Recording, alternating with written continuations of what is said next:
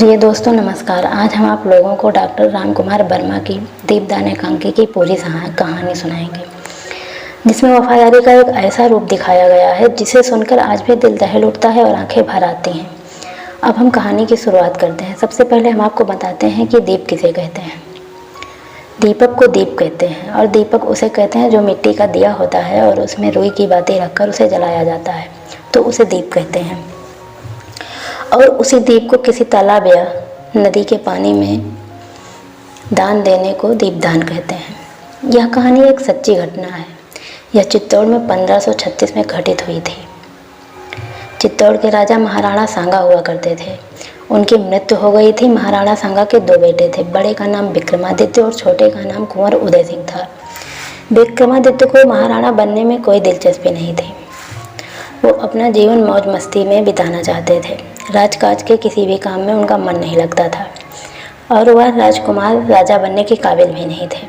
अब चित्तौड़ का महाराणा कुंवर उदय सिंह ही बन सकते थे, परंतु वो अभी बहुत छोटे थे। उनकी उम्र महज 14 साल थी। कुंवर उदय सिंह बहुत जिद्दी स्वभाव के थे। इनकी माँ बचपन में मर चुकी थी, तो इनका पालन पोषण पन्ना यानी दाई माँ करती थी। इनके पालन पोषण की सारी जिम्मेदारियाँ दाई माँ के ऊपर थी और दाई माँ उदय सिंह को अपने बेटे से भी ज़्यादा प्यार करती थी। इस कहानी में हम आपको चित्तौड़ एवं कुंवर के दुश्मन के बारे में बताते हैं, जिसकी नज़र चित्तौड़ की गद्दी पर थी। उसका नाम था बनवीर। वह महाराणा सांगा के भाई पृथ्वीराज का बेटा था, जो किसी नौकरानी से जन्मा था। बनवीर के ऊपर ही चित्तौड़ की देखरेख की सारी जिम्मेदारियाँ। जब तक उदय सिंह बड़े नहीं होंगे तब तक चित्तौड़ को संभालने की जिम्मेदारी बनवीर की ही थी। इसलिए सारे सिपाही, नौकर चाकर और सब बनवीर के आज्ञाकारी थे। इसलिए वो चाहता था कि विक्रमादित्य एवं कुंवर उदय सिंह को जान से मार दे, जिससे वो हमेशा के लिए महाराणा बन जाए। और ये दो नहीं मारता तो उसका यह सपना कभी पूरा नहीं हो। बड़े होकर कुंवर उदय सिंह चित्तौड़ के महाराणा बनेंगे और राजपाट उदय सिंह के कब्जे में चला जाएगा। तब बनवीर के हाथों से सब कुछ चला जाएगा। यह सोचकर बनवीर दुखी हो जाता है और वह बर्दाश्त नहीं कर पाता। वो महाराणा बनना चाहता है। बनवीर महल में जश्न का आयोजन करता है। वह दीपदान करवाता है, नाच गाना करवाता है, ताकि सभी लोग जश्न में व्यस्त हों और बनवीर जाकर विक्रमादित्य और उदय सिंह राणा बन जाए। परंतु उसकी ये इच्छा कभी पूरी नहीं होगी। जश्न के बारे में जानकर उदय सिंह दाई माँ से जिद करता है कि हमको भी जश्न में जाना है, हमको भी देखना है। दाई माँ के मना करने के बाद भी उदय सिंह नहीं मानता और वह जिद करता रहता है कि हमको भी दीपदान देखना है, नाच गाना देखना है, मैं जाऊंगा। पन्ना एक समझदार औरत थी और उसे पता था कि कुंवर का बाहर जाना ठीक नहीं है या कुंवर के लिए खतरों से खाली नहीं है। पन्ना को पता था कि बाहर दुश्मन टहल रहे हैं और वो इस मौके की तलाश में है कि उदय सिंह कब बाहर आए और उन्हें खत्म कर दें। इसलिए दाई माँ सोचती हैं कि रात में कुंवर सिंह को बाहर जाना ठीक नहीं है, क्योंकि बाहर कुंवर पर हमला हो सकता है। यह सोचकर वह उदय सिंह को तरह तरह से डराती धमकाती हैं। कहती हैं, बेटा बाहर जहरीले सांप टहल रहे हैं, अभी तुम सो जाओ, अभी रात हो गई है। पन्ना यानी दाई माँ के पास सोना आती है। नाचने वाली लड़की थी। वह बहुत खूबसूरत थी। वह रावण सिंह की बेटी थी। सोना भी बनवीर के साथ मिली हुई थी। वह बनवीर की बात को नहीं टालती थी। इसलिए वह बनवीर के कहने से उदय सिंह को उनके महल से बाहर ले जाने के लिए आई थी। वह चाहती थी कि किसी तरह से उदय सिंह महल से बाहर निकले। इसलिए वह आकर दाई माँ से कहती है कि दाई माँ कुंवर को भी दीपदान देखने के लिए भेजो, कहाँ है कुंवर। सोना दाई माँ से पूछती है तो दाई माँ सोना से कहती है कि कुंवर सोना चाहते हैं।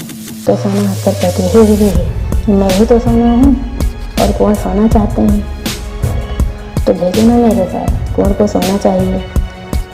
तो पन्ना ने सोना को डांट कर कहा कि कुंवर कहीं नहीं जाएंगे। तब सोना कहती है, दाई माँ सारा चित्तौड़ जश्न मना रहा है, खुश है, मगन है, नाच गा रहा है, तुम तो दीपदान करने भी नहीं आई, तुम भी चलो ना, जश्न मनाओ। बनवीर के राज्य में सब लोग खुश हैं, एक तुम ही उनको पसंद नहीं करते। यहाँ तक कि विक्रमादित्य भी बनवीर के एक अच्छे मित्र हैं। वो भी अपने महल में बनवीर को आने से नहीं रोकते हैं। तो दाई माँ तुम तुम्हारा वाली पहाड़ की तरह जड़ते हो गई हो, तुम भी चलो।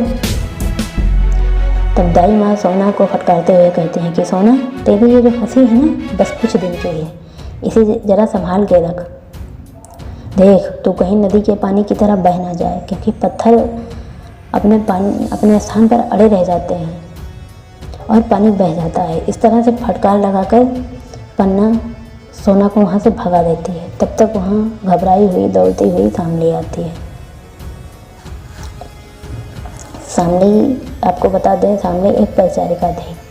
वह अंतापुर की देखरेख करती थी। अंतापुर वह जगह है जहाँ पर रानियाँ रहती हैं। वहाँ पर राजा के सिवा किसी गैर मर्द को जाने की इजाज़त नहीं है। अब शामली पन्ना से कहती है कि बनवीर अंतापुर में आया था और विक्रमादित्य के पास जाकर उनको मार दिया, और हमने अपनी आंखों से देखा है।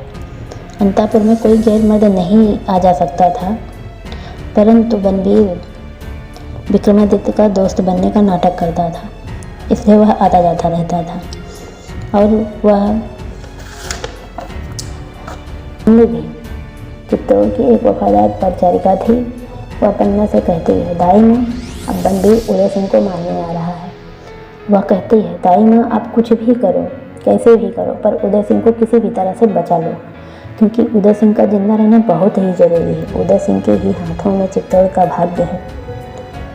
पन्ना बहुत डर जाती है, घबरा जाती है, और वो समझ नहीं पाती कि इस वक्त तो क्या करे।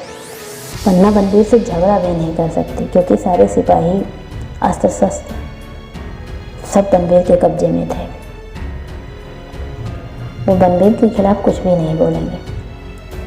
और शामली भी पन्ना से कहती है कि दाई माँ, हम झगड़ा करके भी बनवीर से नहीं जीत सकते, उदय सिंह को नहीं बचा सकते, हमें कोई और प्लान बनाना पड़ेगा। ये बातें दोनों सोच ही रही थी कि इसी बीच वहाँ पर कीरत बारी आ जाता है। कीरत बारी जो है पत्थर उठाने का काम करता है। कीरत बारी जो है पत्थर उठाने का काम करता था। इसके पास बहुत बड़ा टोकरा था जिसमें ये महल की जो है पत्थर उठाता था। और हम आपको बता दें कि शामली और पन्ना की तरह कीरत बारी भी चित्तौड़ के प्रति बहुत ही वफादार था और उदय सिंह से बहुत प्यार भी करता था। उदय सिंह के लिए अपनी जान भी दे सकता था। पन्ना के महल को सिपाहियों ने चारों तरफ से घेर लिया था। अब महल से कोई बाहर नहीं जा सकता था, परंतु कीरत बारी आ जा सकता था, क्योंकि वो पत्थर उठाने का काम करता था।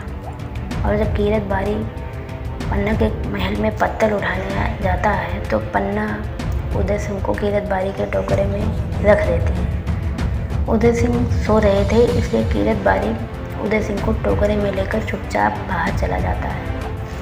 अब शामली पन्ना से कहती है, दाई माँ, उदय सिंह को तो यहाँ से आपने बाहर हटा दिया, अब आगे क्या होगा?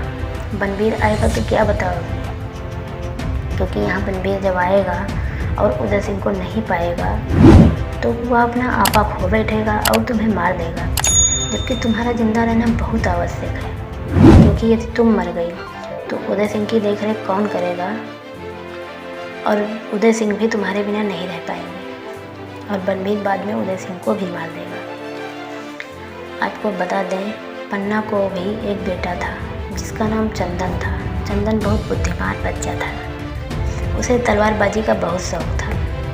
अब पन्ना सोचती है उदय सिंह की जगह अपने बेटे चंदन को सुला दें। जब बनवीर शराब के नशे में आएगा तो वह पहचान नहीं पाएगा। यह सोचकर उदय सिंह की जगह पर अपने बेटे चंदन को सुला देती है पन्ना। उसके बाद जब बनवीर तलवार लेकर आता है तो उसने पन्ना को बहुत लालच दिया और कहा, तुम्हारे लिए मंदिर बनवाऊंगा, तुम्हें तरह तरह के हीरे जवाहरात दूंगा, हमें तुम उदय सिंह को दे दो। पन्ना उसको बहुत समझाती है, उसको फटकारती है। पन्ना उसकी बातों में नहीं आती, और इसके बाद भी जब बनवीर नहीं मानता तो पन्ना उससे विनती करती है और उसको उसके कर्तव्य याद दिलाती है। उदय सिंह की ज़िंदगी की भीख मांगती है, पर इससे कोई फ़ायदा नहीं होता। बनवीर पन्ना की कोई बात नहीं मानता और वह चंदन को उदय सिंह समझकर मार देता है। जैसे ही वह मारता है, पन्ना देखकर बेहोश हो जाती है और कहानी यहीं पर ख़त्म हो जाती है।